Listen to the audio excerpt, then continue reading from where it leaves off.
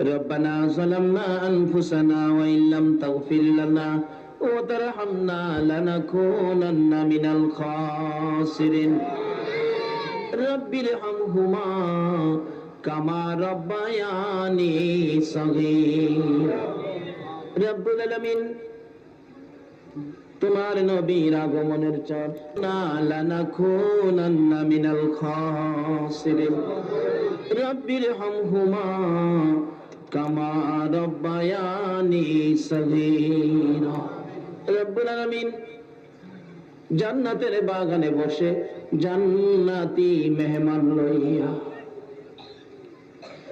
আমি গুনাহগার তোমার নবীর আশিক পাগল লইয়া যেই নবী না হইলে জগৎ হইতো না আরশ কুরসি লৌহ কলম হইতো না ওই নবীর আগমনের চাঁদ রবিউল আউয়ালে আমরা হাত বাড়াইছি একবারে খালি হাত বাড়াই নাই প্রভু গো তুমি যার উপর ফেরেশতাদেরকে নিয়ে দরুদ সালাম প্রেরণ করো যাকে ইমানদার বলে ডাক দিয়েছো ইমানদার লইয়া দরুদ সালাম মদিনা পাঠাইছি আমাদের দুরুদ সালাম গুলো পাখির মতো উড়াইয়া উড়াইয়া দয়ার নবী মায়ার নবী রওজা আতহারে পৌঁছাইয়া দাও মাবুদ ইহাকে উসিলা করে রবিউল আউয়াল চাঁদ উসিলা করে নবীর আগমন উসিলা করে আজকের মাহফিলে আমরা যারা হাত বাড়াইছি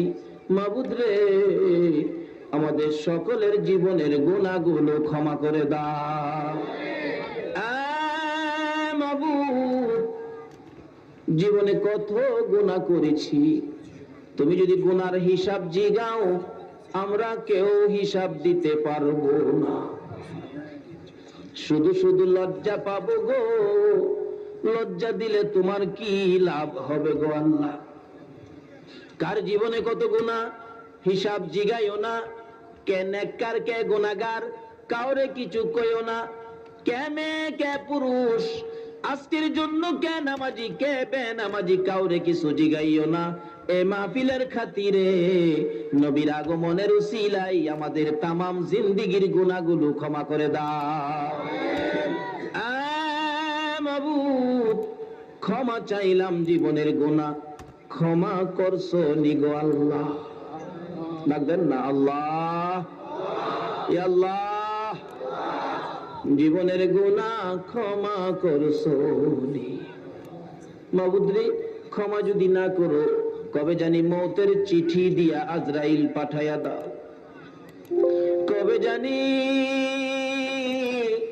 বড় বাড়ি বড় ঘর সুন্দর বিছানা থেকে চারজনে দৌড়ে দৌড়ে টাইনা টাইনা বাহির করবে উঠানের কিনারে পর্দা টানাবে ও মাবুদ বড়ি পাতার গরম পানি করবে নাকে কানে তুলা লাগাবে রে উত্তর দিকে মাথা দিয়ে শুয়াবে জীবনের শেষ গোসল করাইয়া সাদা কাফন পরাইয়া উঠানের মাঝখানে রেখে দিবে আদুরের সন্তানেরা ঘরের বারিন্দায় দাঁড়ায়া দাঁড়ায়া ডাকবে বাবা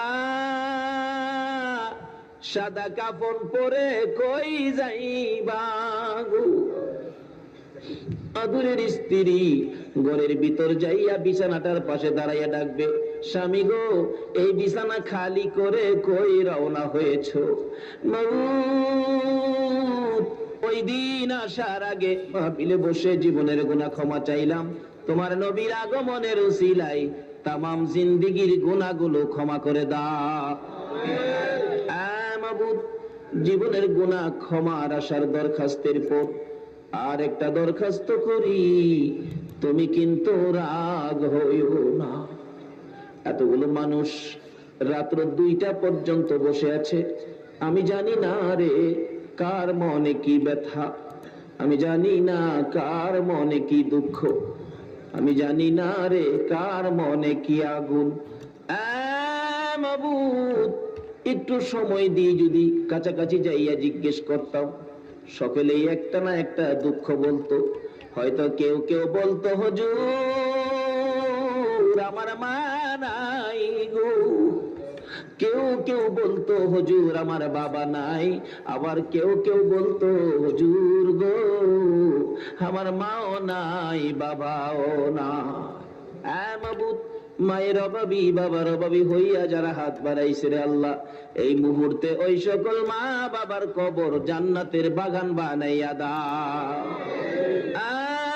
মাবুদ, মা যার নাই রে তার জানি মনে কত ব্যথা। আমি নিজেও মায়ের অভাবী হয়েছি, মার কথা মনে হইলে চোখের পানি রাখতে পারি না।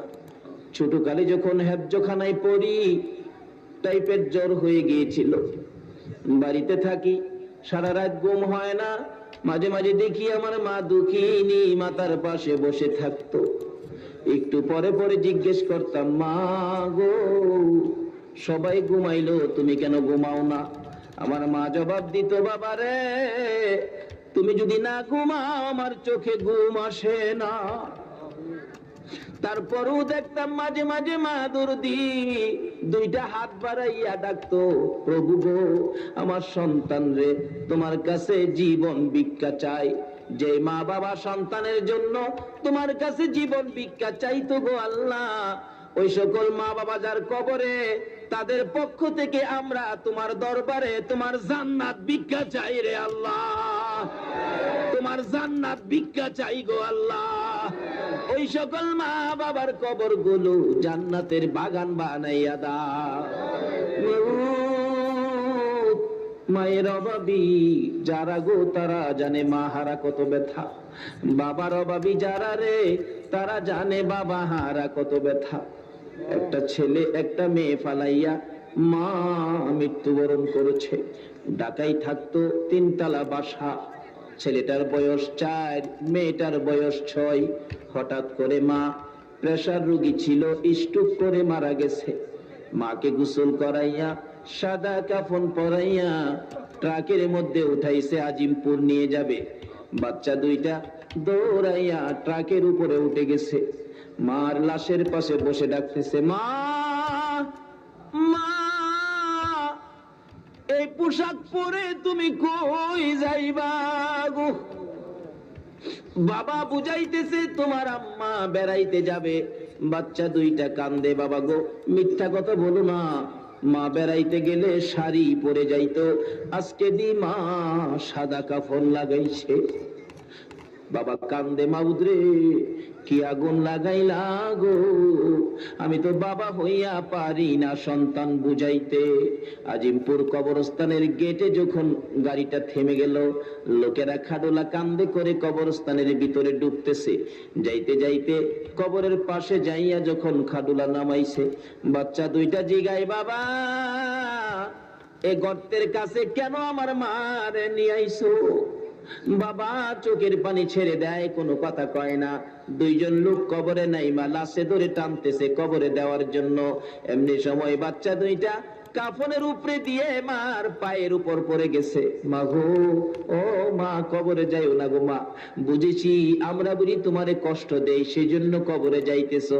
মা তোমার পায়ে ধরি, জীবনে আর তোমারে কষ্ট দিব না, তবু তুমি আমরারে ফালাইয়া কবরে যাইও না। লোকেরা বলেন বাচ্চা দুইটা নিয়ে বাসায় চলে যান, তাদের কাণ্ড কারখানা দেখলে আমরা সহ্য হয় না। বাবা বাচ্চা দুইটা যাইতে চায় না, শেষরাইয়া বাহির করেছে। রিক্সা করলেন বাসায় যাবে, রিক্সা যখন বাসার দিকে টান দিল, বাচ্চা দুইটা একটু পরে পরে রিক্সার উপর দিয়া ডাক মারে, মা গো তুমি কি বাসায় যাইবা না গো মা? কানতে কানতে বাসায় চলে গেছে। 3 তলার উপর যাইয়া গেট বন্ধ করে দিলেন বাবায়। উপরে পরে কানতেছে, মাহু আমার সন্তানেরা কার গলায় ধরে ঘুমাইব? রাত্র যখন 12টা 1টা বাজে, বাচ্চা দুইটা ঘুমায় না, দুইজন গলাগুলি করে মা মা কইয়া কান্দে। রাত্র 1টা বাইজা গেছে, পশ্চিম দিকের জানালাটা খুইলা ডাকতেছে, মা মা গো, ও মা। বাবা দরজা বন্ধ করে দিয়েছে, আমরা জানালা খুইলা বসে রয়েছি গো মা, তাড়াতাড়ি আসো, যতক্ষণ নাই বা আমরা তো ঘুমাইব না। মা মা কইয়া কানতে কানতে সারাটা রাত্র পার হয়ে গেল। বাচ্চাগুলো একবারও বিছানায় পিঠ লাগায় না। সকালবেলা বাবা ডাকতেছে, সন্তানেরা রে আয় তোর মার কাছে নিয়ে যায়। দুইটা বাচ্চা সঙ্গী করে তার মায়ের কবরের পাশে যাইয়া বাবা ডাকতেছে, ও সন্তানের মা, তোমার সন্তান দুইটা সারা রাত ঘুমায় না। মামা কইয়া কান্দে রে, আমি তো ঘুম পাড়াইতে পারলাম না, তুমি একটু আদর করে দাও না, তুমি একটু বুঝাইয়া দাও না, তারা যাবে ঘুমায়। বাচ্চা দুইটা মা মা কইয়া কানতে কানতে কবরের উপরে পড়ে গেছে। ছেলেটারে টাইনা টাইনা বাবাই কোলে উঠাইছে, মেয়েটারে উঠাইতে চাই, মেয়েটা ওঠে না। আব্বু গো আমারে টাইনা উঠাইয়েন না গো আব্বু, আমি মায়ের সাথে ঘুমাবো, আমি মায়ের সাথে কবরে থাকবো। বাবা বলেন, কিভাবে থাকবি? তোর মা মৃত্যুবরণ করেছে, কবরে থাকতে গেলে মরতে হয়। মেয়েটা বলেন, আব্বু আমি তো মরবো, তবু আমি কবরের মধ্যে থাকবো। আল্লাহ আল্লাহ আল্লাহ। বাবা আমি বাসায় যাব না, যে বাসায় আমার মা নাই গো, আমি মায়ের সাথে কবরের ভিতরে থাকবো। বাবা জিগাই, তুমি তো মরো নাই, মরতে হবে কবরে থাকলে। আব্বু আমি মরে যাব, তারপরে আমার মার পাশে আমার রাইখা দিও। কেমনে মরবি রে মা? 6 বছরের মেয়েটা বলতেছে, আব্বু গো আমি 3 তলার ছাদের উপরে যাইয়া উঠবো। 3 তলার ছাদের উপরে উঠে রাস্তার মধ্যে মা মা কইয়া ঝাঁপ দিয়া পড়ে যাব। রাস্তায় পড়ে গেলে আমার কলিজাটা ফাইটা যাবে রে বাবা, জিহ্বাটা বাহির করে দিয়ে আমি মরে যাব। তারপরে আমার মায়ের মতো সাদা কাফন পরাইয়া আমার মার পাশে আমার শুয়াইয়া দিও। এবার দুঃখী বাবার দুঃখী যারা হাত বাড়াইছে রে আল্লাহ, আর দেরি করো না, এই মুহূর্তে ওই সকল মা বাবার কবর জান্নাতের বাগান বানাইয়া দাও। হ্যাঁ মাবুদ, মা বাবা যারা দুনিয়াতে আছে হায়াত বাড়াইয়া দাও। মা বাবা কেমন জিনিস বুঝার তৌফিক ছেলে মেয়েদেরকে দান করে দাও। আল্লাহ দাদা দাদি নানা নানি শ্বশুর শাশুড়ি আলী আওলাদ বংশধর মই মুরব্বী পাড়া প্রতিবেশী খানদানবাসী মহব্বতী, খাস করে এলাকার জমিনের নিচে যত মোমেন মোমেনাত ঘুমিয়ে আছে সকলের কবর জান্নাতের বাগান বানাইয়া দাও। মাবুদ আজকের মাহফিলে নবীর আগমনের চাঁদে পবিত্র ঈদে মিলাদুন নবীতে যারা বসে আছে গো, এত রাত পর্যন্ত যারা কষ্ট করেছে গো আল্লাহ, সকলকে তুমি আপদ বিপদ আযাব গজব অ্যাক্সিডেন্ট বালা মুসিবত শয়তানের শয়তানি দুশমনের দুশমনি হইতে বাঁচাইয়া রহমত বরকত শান্তি দ্বারা ভরপুর করে দাও গো আল্লাহ। আয় মাবুদ, আমাদের মধ্যে যারা অভাবী অভাব দূর করে দাও, আমাদের মধ্যে যারা বিমারি বিমার শেফা করে দাও। হসপিটালে যাইতে হবে এমন রোগ কাউকে দিও না গো আল্লাহ। আমাদের মধ্যে যারা ঋণগ্রস্ত আছে ঋণ থেকে উদ্ধার করে দাও। আমাদের মধ্যে যারা নামাজি নামাজ কবুল করে লও, যারা নামাজ পড়ে না নামাজের বুঝ দান করে দাও। যারা মদিনা যাওয়ার পাগল পাখির মতো উড়াইয়া মদিনা লইয়া যাও গো আল্লাহ। হাইরে সোনার মদিনা, মদিনা গেলে রে কলিজা মানে না। 2001-এ যখন হজে গিয়েছিলাম, আগে মদিনায় নিয়ে গেছে। মদিনার সীমানায় ঢোকার আগে মুআল্লিম সাহেব বলতেছেন, হাজী সাহেবরা দুরূদ শরীফ পড়ো, আমরা কিছুক্ষণের মধ্যে সোনার মদিনায় ঢুকে যাব। ঢুকে গেলাম সোনার মদিনা, শরীরটা শান্ত হয়ে গেছে। আর একটু যাওয়ার পরে ড্রাইভার সাহেব বলতেছেন, মুআল্লিম সাহেব বাসের সকল জানালা বন্ধ করে দেন। মুআল্লিম সাহেব বলেন, আপনারা দুরূদ শরীফ পড়েন, জানালাগুলি বন্ধ করতেছি। জিজ্ঞেস করলাম, ও মুআল্লিম সাহেব বাসের জানালা কেন বন্ধ করো? মুআল্লিম বলেন, হুজুর আর একটু সামনে গেলে সবুজ রঙের গম্বুজ দেখা যায়।